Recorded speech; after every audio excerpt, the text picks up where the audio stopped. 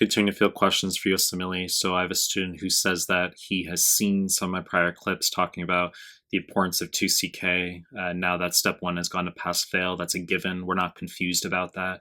Of course, it's more important now, but then the student wants to know more specifically, Mike, what is a good score? You haven't really elaborated on that numerically. How high do I need to score? He writes a big fucking paragraph here. So I will address this question. What's a good score for 2CK? All right.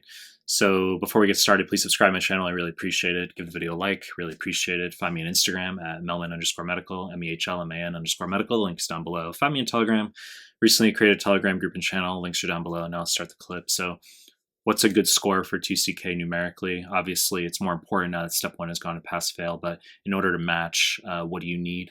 The answer is there are PDFs on Google where they give you copious statistics as far as every specialty and what the match versus unmatched stats are, okay, for IMGs and as well as American grads, and the number of applicants who've had scores in different ranges. So all of that information is objectively available to you if you just Google for those reports, okay? Massive fucking PDF files on that. Now, in terms of my own input, as far as quote unquote, what's a good 2CK score? Look, it depends on what you're applying into, right? I mean, isn't that that makes sense? That's not a novel insight right there. If you want to apply into, holy shit, dermatology and radiology and plastics, then yes, you're going to need a strong 2CK. I would say bare fucking minimum 260, or you have no chance.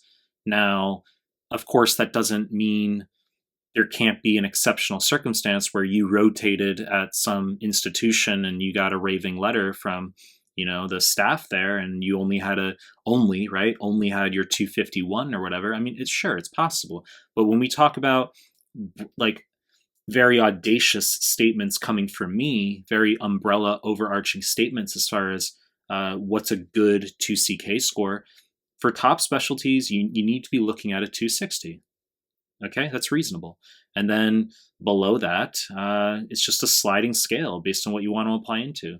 If you want family medicine, internal medicine, pediatrics, obs and gynae, surgery, you're okay getting below average on the exam. Okay, you're okay. And it's not to say that you won't have students with top board scores who want FM, as an example. Okay, so it's a matter of you're going to do the best you can on the exam. You're not going to get emotional and hyperfixate on the what ifs as far as my chances, are they shot if I don't get my 260, as Mike said in his YouTube clip. You're going to prove me wrong. Okay, fucking DM me and be like, you're an asshole. I had a 248 and I matched into radiology on the East Coast just fine, right? Prove me wrong. Tell me. Update me so I'm educated on it, okay?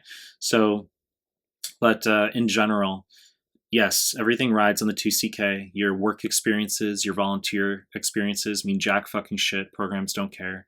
I've talked about this in prior clips. You could have helped the children in sub-Saharan Africa for 9 years. Programs don't give a fuck, okay? They're just going to look at your numbers.